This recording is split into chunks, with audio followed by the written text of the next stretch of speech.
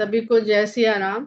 हम लोग रामचरितमानस में लंका कांड का अध्ययन कर रहे हैं और दोहा संख्या 58 तक हम लोग पहुंच चुके हैं, जहां पर हम लोगों ने उस प्रसंग को पढ़ा जहां पर हनुमान जी संजीवनी बूटी लेकर के आ रहे हैं। द्रोणाचार्य पर्वत है जहां से उन्होंने संजीवनी बूटी प्राप्त करी है।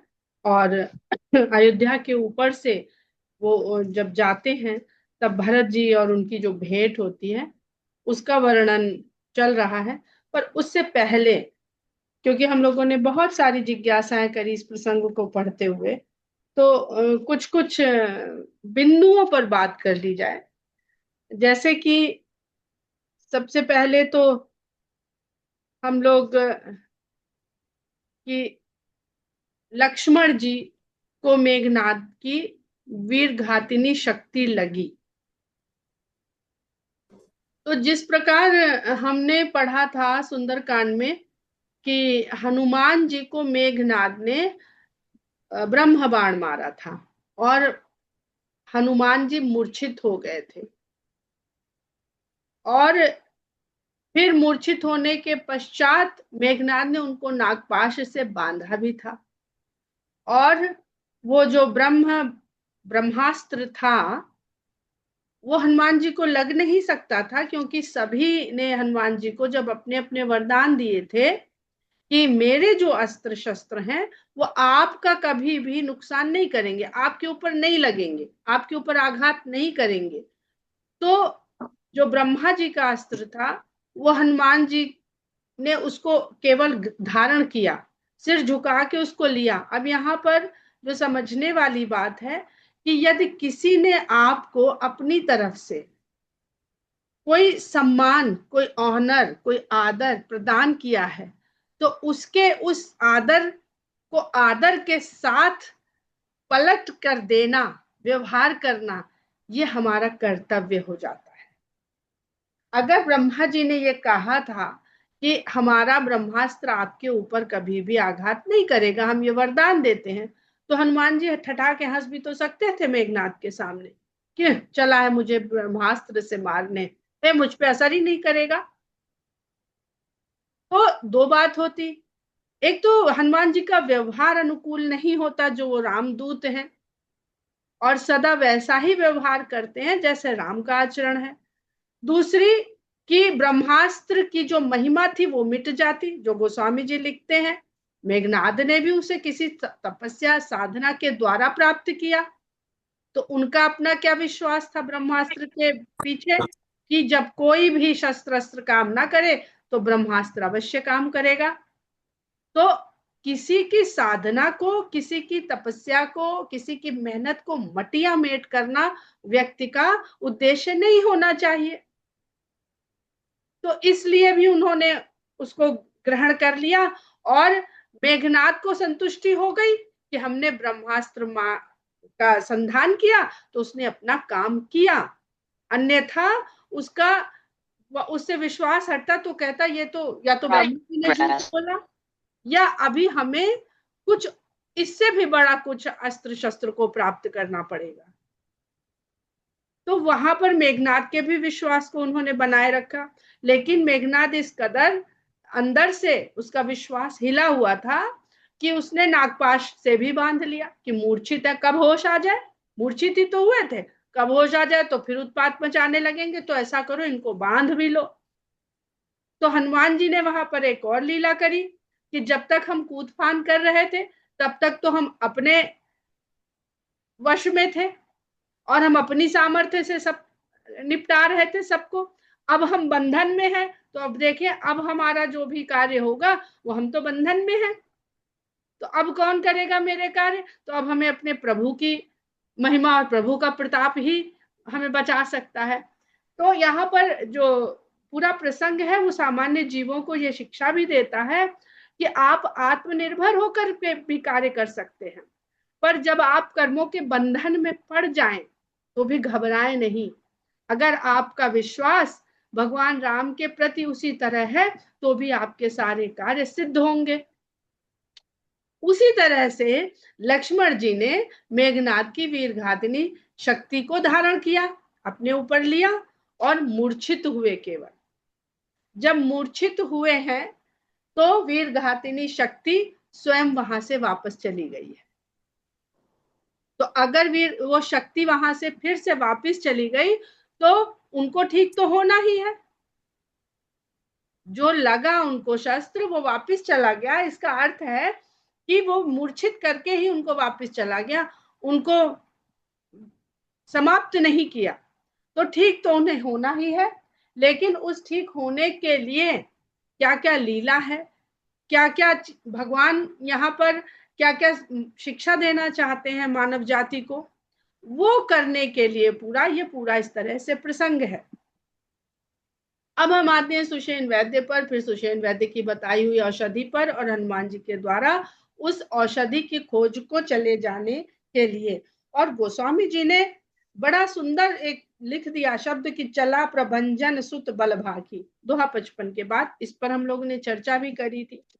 अब यहाँ पर आनंद रामायण का एक प्रसंग पढ़ने को मिला जिसमें इस तरह से वर्णन है कि जब हनुमान जी, देखिए सारे भक्त उस राम कथा को अपने अपने भाव के अनुसार गाते हैं, उसका वर्णन करते हैं। तो जब हनुमान जी लंका दहन करके सीता माता के पास वापस आते हैं और सीता माता से चिन्ह मांगते हैं, तो कि जैसे रघुनायक मोहिदीन हा, तो सीता माता अपना चूड़ामणि उनको उतार के देती हैं, जिसको उन्होंने जब सारे आभूषण फेंके थे तो उसे नहीं फेंका था। उसके पीछे बहुत सारे कारण हैं, हम अभी वहां नहीं जाएंगे। और चूड़ामणि ले करके जब हनुमान जी फिर से समुद्र पार करके, ये भी हम लोगों ने चर्चा करी थी कि भाई आते समय तो प्रभु मुद्रिका मेली मुख माही, उनका बल उनकी सहायता प्रभु की मुद्रिका ने करी, तो लौटते समय कैसे गए? वो मुद्रिका तो सीता को दे दी, अब लौटे किसके बल से? यानी अपने बल से लौटे। तो माता की चूड़ामणि उनके साथ थी, अब वो उसके बल से लौटे। पर कहीं ना कहीं जीव है, हो सकता है आनंद रामायण में ऐसा वर्णन है एक कथा का, गोस्वामी जी इस तरह, गोस्वामी जी का भाव दूसरा ही है हनुमान जी के प्रति। तो वहां पर ये वर्णन किया गया है कि हनुमान जी को ये अपने भीतर भाव आ गया कि हम गए तो मुद्रिका के साथ थे, लौट आए, इसका मतलब हमारे अंदर बल है, सामर्थ्य है। तो जैसे ही ये भाव आया, भगवान तो अंतर्यामी है, सबके हृदय में विराजमान है। तो किष्किंधा पहुंचे और हनुमान जी के इस भाव को अन्य वानर देखे और कर्ता भाव से बंधन में पड़ जाए, तो राम ने किष्किंधा पहुंचने से पहले हनुमान के इस कर्ता भाव को समाप्त करने के लिए एक लीला और रची। समुद्र पार करके जब आए, अब सब जगह उन्होंने कहा था कि हम भाई राम काज कीन्हे बिनु मोहि कहा विश्राम, न खुद जल ग्रहण किया, न सुरसा का आहार बने स्वयं, मतलब किसी का आहार भी नहीं बने और स्वयं आहार भी नहीं लिया। खुद तो नहीं खाया, ये तो बहुत बढ़िया बात है, लेकिन भगवान के कार्य के उद्देश्य की पूर्ति के लिए उन्होंने स्वयं को भी बचाए रखा। क्या हम लोग स्वयं को बचाए रखते हैं कि भगवान ने हमें जिस कार्य के लिए भेजा है वो उद्देश्य पूर्ति करना हमारे इस संसार में आने का कारण है, तो हम अंक फूट जंक फूट न खाएं? पता नहीं किस कार्य के लिए हमें भेजा गया है, हम उसको करें। वो जंक फूड हम खा रहे हैं, पर हम नहीं खा रहे, वो हमें खा रहा है। सुरसा की भात, ऐसा रसा स्वादन है उस भोजन में कि खा तो दिखने में लग रहा है कि हम खा रहे हैं, पर वास्तव में हमें वो खा रहा है। तो अपनी रक्षा करी उन्होंने, न स्वयं आहार लिया, न स्वयं किसी का आहार बने। वहां जब गए अशोक वाटिका में, जब माता से भेंट हो गई, सब बातचीत हो गई, तो उन्होंने भूख की तो बात करी, प्यास की बात नहीं करी। और माता की आज्ञा से फल खाए, पानी तो भी नहीं पिया। तो जब लौटे तो उन्हें प्यास लगी। एक और बड़ा सुंदर प्रसंग है कि वो खाली चूड़ामणि लेकर के नहीं आए थे, वो सीता माता के अश्रु भी लाए थे। वो अश्रु कैसे लाए थे? भाव जो सीता जी के देखे, वो ऐसे रामचंद्र जी से बयान किए कि भर आए जल राजीव नैना। इस तरह कहा उन्होंने कि जो अश्रु वहां से लेकर के आए थे वो राम की आंखों में उन्होंने भर दिए। अब जब यहाँ पर प्यास लगी तो, और भगवान भाव देख चुके थे, तो भगवान ने एक आश्रम रचा और एक ऋषि वहां पर बैठे हुए हनुमान जी को मिले। तो हनुमान जी ने कहा अब काम तो हो ही गया है, अब तो जल पी ही सकते हैं, अब तो पहुंचना ही पहुंचना है। तो उन्होंने वहां पर जल ग्रहण करने की उन साधु महाराज से आज्ञा मांगी। साधु महाराज ने कहा ठीक है, जाओ भाई जल पी लो। अब कार्य होने के बाद आदमी में, जीव में थोड़ा बहुत ओवर कॉन्फिडेंस आ जाता है कि अब तो पूरा हो गया, अब क्या है। अब तो ज्यादातर जो आप देखते होंगे एक्सीडेंट होते हैं, वो जब व्यक्ति अपने लक्ष्य, अपने मंजिल पहुंच रहा होता, उसके 20-50 किलोमीटर पहले होते हैं। जहां इतना चला आया उतना भी चल लेता, नींद भी तभी आएगी, थकान भी तभी आएगी, स्पीड भी तभी बढ़ाएगा। तो हनुमान जी ने वो चूड़ामणि वहां रख दी और जल पिया। जब जल पी के उन्होंने कहा कि हम यहाँ चूड़ामणि रखी थी, वो तो है नहीं, तुम्हारी चूड़ामणि कहाँ है। तो महाराज जी ने कहा कि वो कमंडल रखा है, जाके उस कमंडल में देख लो, उसी में रखी हो। तो जब उन्होंने कमंडल उल्टा तो उसमें असंख्य चूड़ामणि मिली।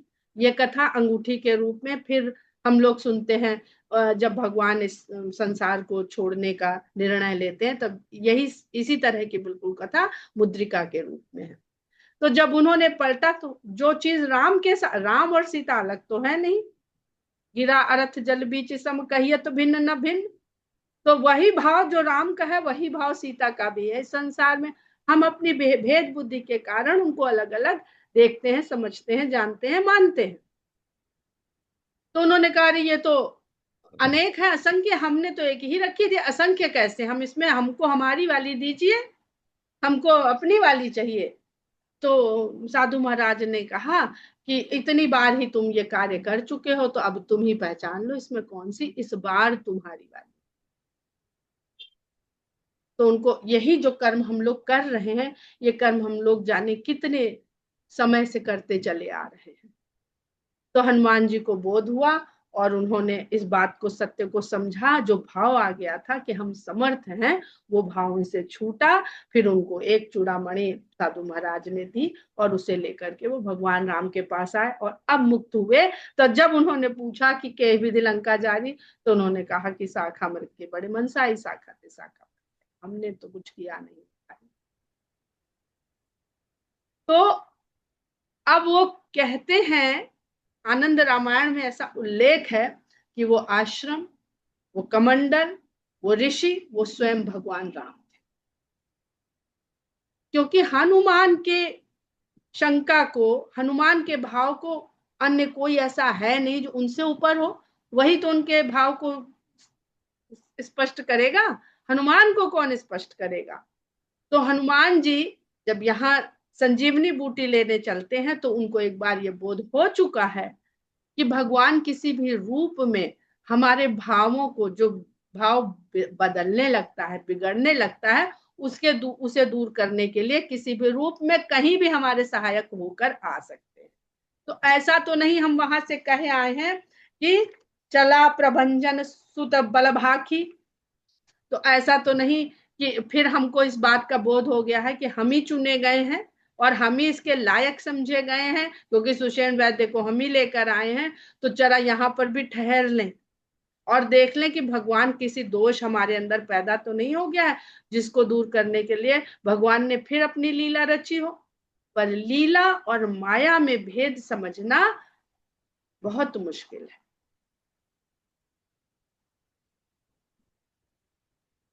जब वो वहां उतरते हैं तो पूरी कथा हम लोगों ने ऐसे पढ़ी कि क्या क्या कथा हुई है वहां पर। तो ये कलयुग के लिए या हर युग के लिए है कि कौन साधु के वेश में स्वयं भगवान बन के आपके सामने जीवन में आ रहा है और कौन कपटी, छली, ठग, धूर्त बन के आ रहा है, ये हम लोग नहीं समझ सकते। इसलिए हम केवल भगवान की शरण में रहें और भगवान के ही ये याचना करें कि इस जीवन में जो साधु मिले वो आप हो, जो साधु रूप में मिले, वो कोई काल नेमी ना हो, वो कोई रावण ना हो। रावण भी साधु रूप धर के आया, तो ये समझा के सीता माता को हर के ले गया रावण साधु रूप रख के। तो कौन सा साधु साधु है और कौन सा साधु असाधु है, ये समझना जीव के वश की बात नहीं।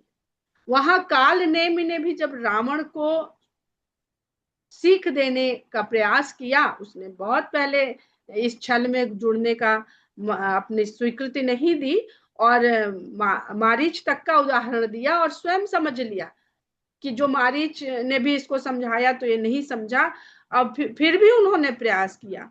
तो दो बातें यहाँ पर इस प्रसंग में है कि जो बहुत प्रतिशोध की भावना से जल रहा हो, उसको अच्छे वचन उसी तरह पढ़ते हैं जैसे जलती हुई अग्नि में दो बूंद जल की, उनका कोई अस्तित्व रहता नहीं। दूसरी कि जिसको व्यक्ति अपने से छोटा, अपने से मातहत, अपना सबऑर्डिनेट समझता है, उसकी सुनता नहीं, वो चाहे मारीच हो और चाहे कालनेमी हो। इसका बड़ा सुंदर उदाहरण अध्यात्म रामायण में अखंडानंद जी ने इस तरह से दिया है कि एक नौकर रोज अपने मालिक से कहता था कि साहब हमारी तनख्वाह बढ़ा दीजिए, नहीं तो 10-12 दिन महीना हो गया तो उन्होंने कहा कि नहीं तो क्या करोगे, तो उसने कहा कि ऐसे ही काम करते रहे। उसने ये नहीं कहा कि नहीं तो छोड़ के चले जाएंगे।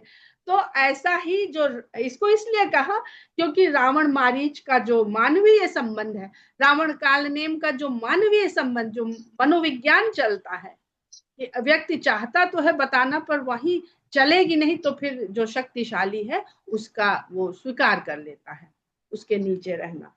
दूसरा यहाँ पर एक और बड़ा जो प्रसंग आता है, जब लक्ष्मण और मेघनाथ का युद्ध होता है, तो लिखते हैं गोस्वामी जी, दोहा संख्या 54 देखिएगा। मेघनाद समकोटि सत जोधा रहे उठाई, जगदाधार शेष किम उठे चले खिसियाई। जगत के आधार। अब अगर इसका आपको लिंक पकड़ना हो तो आपको बालकांड में जाना पड़ेगा और दोहा संख्या 197, जिसके पास मानस है वो बालकांड में दोहा संख्या 197 खोल ले, जब वशिष्ठ मुनि चारों भाइयों का नामकरण कर रहे हैं। वहां पर लक्ष्मण जी के लिए लिखते हैं, देखिए उन्होंने राम का नाम रखा, फिर उसके बाद भरत का नाम रखा, फिर शत्रुघ्न का नाम रखा और फिर लक्ष्मण का नाम रखा। जबकि होना क्या चाहिए, राम का नाम रखा, फिर भरत का नाम रखा, फिर लक्ष्मण का नाम रखते, फिर शत्रुघ्न का नाम रखते। सबसे आखिर में उनका नाम रखा चारों भाइयों में, और लिया जब नाम जाता है तो राम लक्ष्मण लिया जाता है, राम भरत लक्ष्मण शत्रुघ्न आज तक तो नहीं सुना, निकलता भी नहीं है मुंह से। तो क्यों ऐसा है? गोस्वामी जी लिखते हैं, लक्षण धाम राम प्रिय सकल जगत आधार।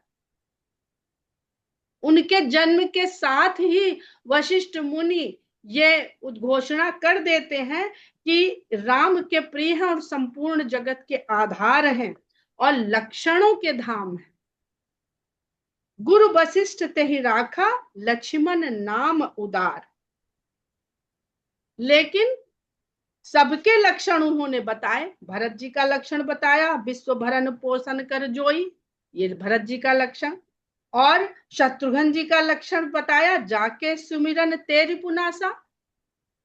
लेकिन लक्ष्मण जी का लक्षण कोई बताया नहीं और कह दिया लक्षण धाम। अब लक्षण धाम कौन? भगवान राम तो मर्यादा पुरुषोत्तम होकर के लीला करने वाले हैं, तो उनके जितने भी लक्षण, भगवान निर्गुण है यानी सभी गुणों से समाहित है, उसके लिए वो गुण अवगुण नहीं है। लेकिन मनुष्य का शरीर धरते ही गुण और अवगुण प्रकट होने लगते हैं मनुष्य के अनुसार, वो किस तरह उसका प्रयोग कर रहा है। तो जब जिस लक्षण की आवश्यकता जहां होगी, राम उसका अगर निर्वहन नहीं कर सकते हैं तो उसका निर्वहन लक्ष्मण करेंगे।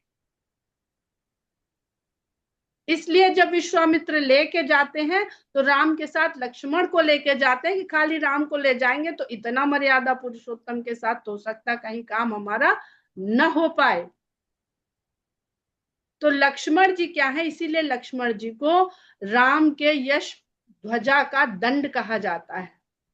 दंड की अपनी कोई पहचान नहीं होती, हमेशा ध्वज को कहा जाता है, झंडे को, पताका को पहचान मिलती है, डंडे को पहचान नहीं मिलती है। इस पर बहुत लोगों ने बहुत सुंदर सुंदर लिखा है। एक जगह चौपाई इस तरह की आती है, तो उसमें बहुत एक हमारे परिचित हैं, वो इस पर पूरी पुस्तक लिख रहे हैं इसी भाव के ऊपर। तो लक्ष्मण जी जगत के आधार हैं। दूसरी और बड़ी सुंदर बात एक और सुनने को इस बीच में समझने को मिली पढ़ते सुनते हुए, कि लक्ष्मण जी को अनंत भी कहा गया है। तो लक्षण अगर बता देंगे लक्षण, तो लक्षण सीमा में हो गए, निश्चित हो गए। फिर बार बार जो गोस्वामी जी उनको अनंत लिख रहे हैं, तो वो नाम उनके ऊपर सार्थक नहीं होता। दूसरा शेषावतार कहते हैं। तो शेष और अनंत का संबंध हम लोग अभी कल परसों उसको समझ चुके हैं। अब लक्ष्मण और भरत के बीच में हनुमान जी किसको निरंतर देख रहे हैं राम के साथ? लक्ष्मण को। पर हनुमान को भरत को भी देखने की आवश्यकता है। इसलिए भगवान की प्रेरणा से वो लौटते समय अयोध्या के ऊपर से जाते हैं। यहाँ पर हम पॉज लेते हैं और अभी लक्ष्मण जी के ही ऊपर रहते हैं, फिर हम लोग भरत और हनुमान जी के ऊपर भी इस प्रसंग को और समझने का प्रयास करेंगे। लक्ष्मण जी सदा राम के साथ हैं, भरत जी बहुत लंबे समय तक, बहुत कम रहे हैं उनके साथ।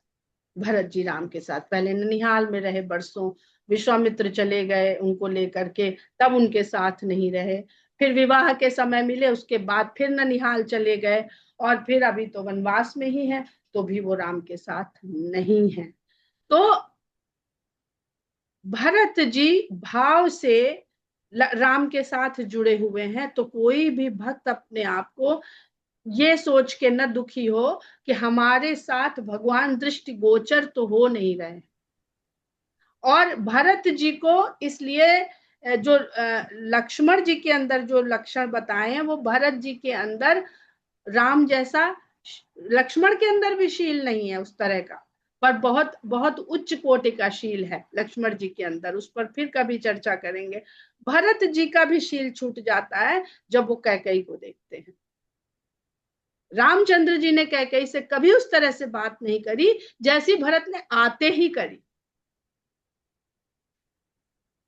और लक्ष्मण जी सदा राम के साथ साथ हैं, उनके पीछे पीछे हैं और चरणों को देखते हुए चलते हैं, और शेषावतार हैं।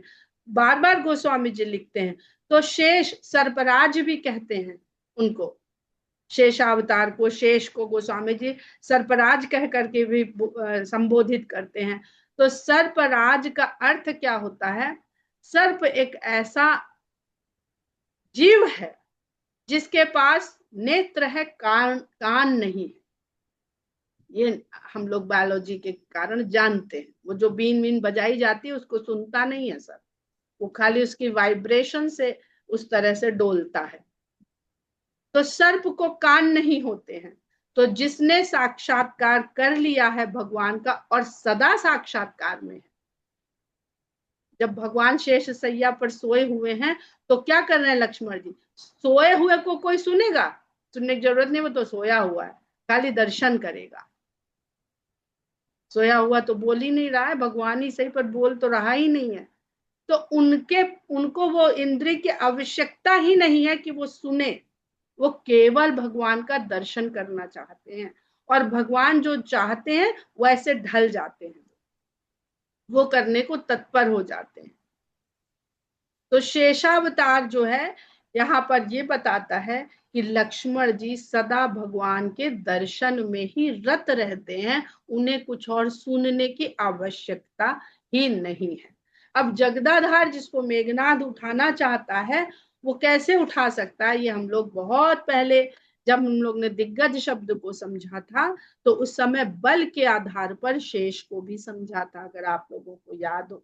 कि दिग्गज से हम लोग फिर अश्वबल से किस प्रकार हम लोग दिग्गज तक और हनुमान जी के बल तक, और उसके बाद नाग बल, और फिर उसके बाद शेष नाग किस बल के लिए कहा जा रहा होगा, उस तक हम लोग ने एक बार समझने का प्रयास किया था। लेकिन जब हनुमान जी आते हैं तो बड़े सहजता से लक्ष्मण जी को उठा करके भगवान राम के पास ले जाते हैं। अब अगर उस बल के पैमाने को हम लोग यहाँ पर अप्लाई करें तो वो हम लोगों को एप्लीकेबल नहीं लगता है, कि ये संभव नहीं है। किंतु हनुमान जी जब राम और लक्ष्मण को एक साथ कंधे पर बैठा करके उठा करके सुग्रीव के पास ले जा सकते हैं, तो खाली लक्ष्मण जी को उठा लेना उनके लिए कोई बड़ी बात है। ये वो पहले ही कर चुके हैं। ये सब भावनाओं से इसको समझिएगा, इसे भौतिक बल से बिल्कुल भी समझने का प्रयास मत करिएगा, क्योंकि भूतादि तत्वों से मुक्त है ईश्वर, और लक्ष्मण जी अनंत ही हैं। जब भगवान सो जाए तो हमको जो दिखता है, जिसको हम ईश्वर मान सकते हैं, वही लक्ष्मण। जो पीछे पीछे उनके चलने को सदा आतुर रहे, इस संसार से कोई नाता माने ही ना, वही लक्ष्मण है।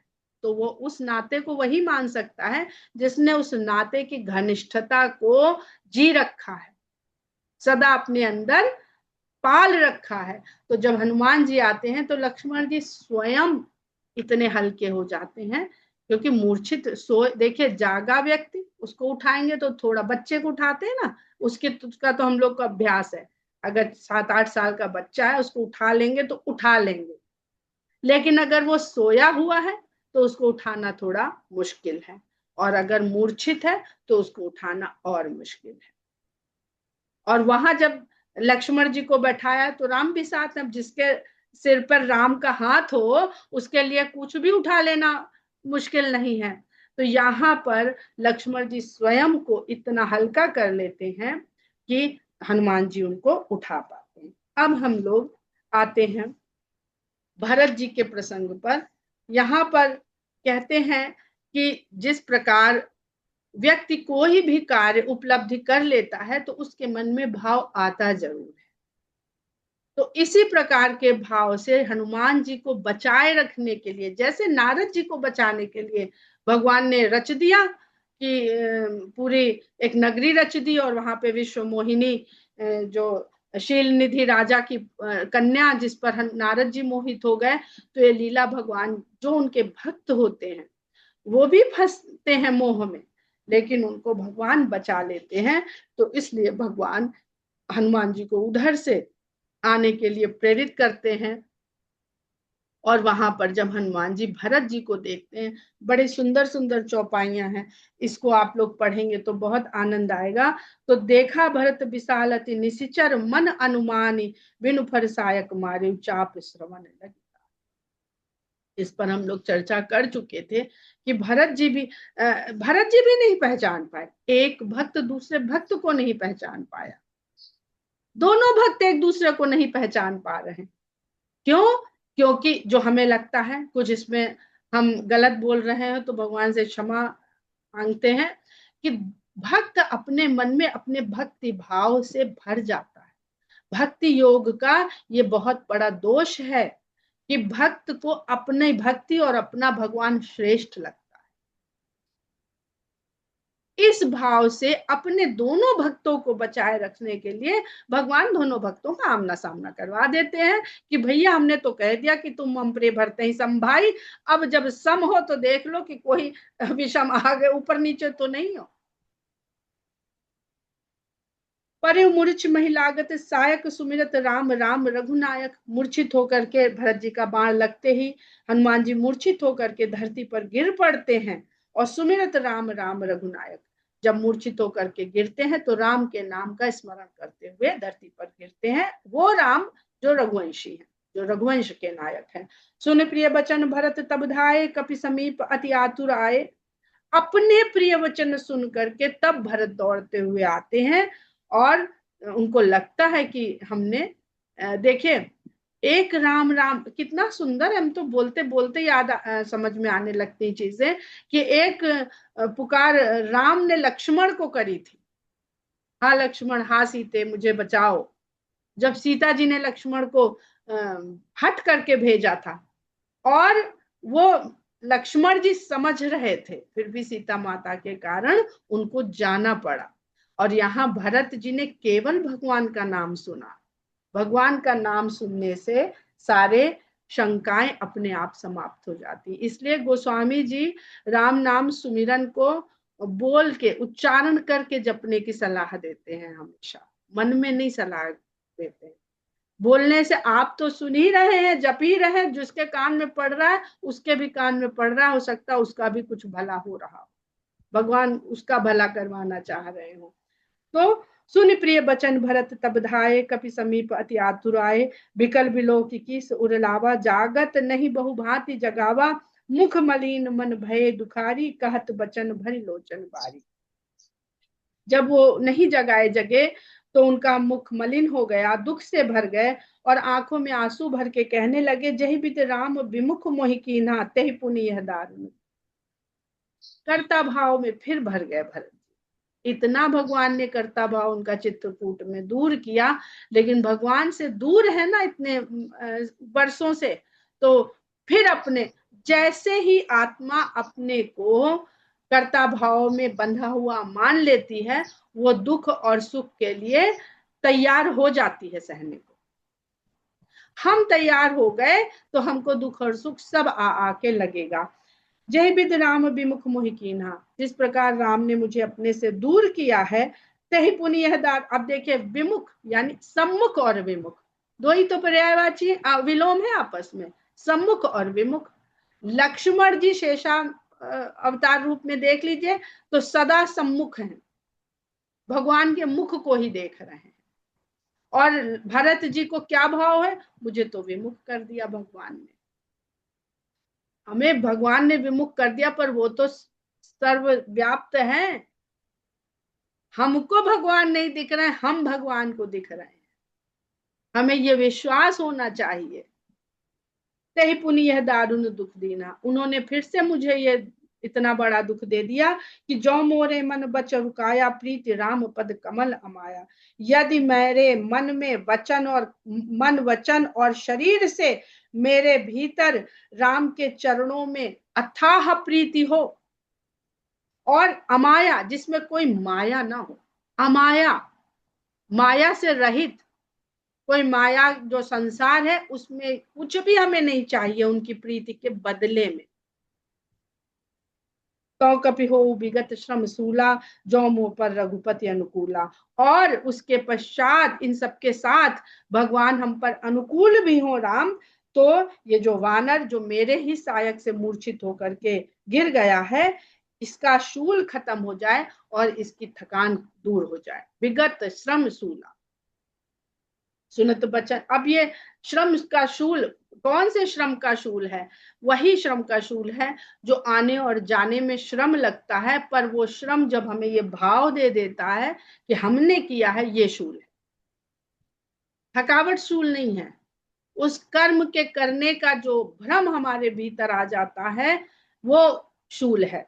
सुनत बचन उठी बैठ कपीसा, अब क्या सुन ही रहे थे, सुनते ही वचन उठ के बैठ गए। क्यों उठ के बैठ गए, हनुमान जी को ये पता हो गया कि भाई हमारे को ही भगवान के कृपा से हम ये सब काम नहीं कर पा रहे, यहाँ तो एक ऐसा भक्त बैठा है जो अपनी भक्ति को दांव पर लगाकर हमको मूर्छित अवस्था से निकाल रखने में सक्षम है। तो भक्त की, और दूसरा एक जो हमें और समझ में आता है, जब भरद्वाज मुनि का प्रसंग पढ़ा था हम लोगों ने, तो भरद्वाज मुनि ने जब राम के दर्शन हुए थे तो कहा था कि हमारे ये इतनी पुण्य, इतनी साधना तपस्या का फल आज हमें मिला है कि आपके दर्शन हुए हैं। और जब भरत जी वहां पर आते हैं राम को मनाने के लिए, तो भरद्वाज जी ये कहते हैं कि अपनी तपस्या का फल मिला था कि राम के दर्शन हुए थे, और राम के दर्शन का ये फल हुआ है कि मुझे आपके यानी भरत जी के दर्शन। भगवान खुद कहते हैं कि मेरा दर्शन अमोघ है, मेरा दर्शन होगा तो कुछ ना कुछ प्राप्त अवश्य होगा। तो हनुमान जी को अभी तक भरत जी के दर्शन नहीं हुए, भरद्वाज जी को इतनी जल्दी हो गए, और हनुमान तो इतने प्रिय हैं, राम के लिए इतना कुछ अपने को समर्पित कर रखा है। तो भरत जी का दर्शन करना, ये हनुमान जी को राम के भक्ति का, राम के दर्शन का, उनको भी ये फल अवश्य मिलना चाहिए, ऐसा मुझे पढ़ते समय लगा। तो कहते हैं, सुनत बचन उठी बैठ कपीसा, कही जय जयति कौशलाधीसा। और जय जयकार कौशलाधीश की करते हुए उठ के बैठ गए। हनुमान जी को शायद ये भी देखना था, पहले भी कहते हैं कि भगवान ने हनुमान को जब भेजा था, जब वापिस आ गए थे, तो यही देखने को भेजा था कि देखो 14 वर्ष पश्चात कहीं भरत जी का राज सुख भोग के मन तो नहीं बदल गया हो। कहते नहीं है, पर राम के जो नीतियां हैं वो बहुत गूढ़ है।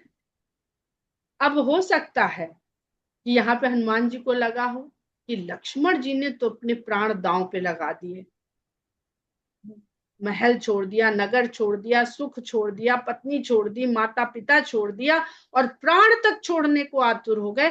जरा भरत को भी देखते चले कि उनका भाव क्या है राम के प्रति।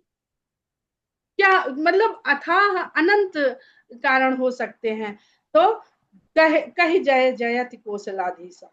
और कौशलपति, अयोध्या के राजा कौशल नरेश रामचंद्र की जय कहते हुए, आज भी भरत के लिए कौशल नरेश तो केवल राम ही है। और ये सोचते ही हनुमान जी बहुत हर्ष से भर गए। लीन कपि कपि उरलाई, पुलकित तन लोचन सजल, प्रीति न हृदय समाई, सुमिर राम रघुकुल तिलक। तो देखिए वो बात भी यहाँ पूरी हो गई कि हनुमान जी के मन में जो शंका शायद आ रही होगी भरत जी को लेकर के, वो भी दूर हो गई। लीन कपि उरलाई, हनुमान जी को हृदय से लगा लिया, और पुलकित तनु लोचन सजल, उनके तन पुलकित हो गया, नेत्रों में जल भर आया, प्रीत हृदय में समा नहीं रही है, इतनी अधिक प्रीत उमड़ रही है। राम जो रघुकुल के तिलक हैं, उन राम को स्मरण करते हुए भरत जी की ये हृदय की मनोदशा यहाँ पर इस सोरठे में गोस्वामी जी लिखते हैं। यहीं पर हम लोग विराम देते हैं। जय सिया राम। जय सिया राम। जय सिया राम।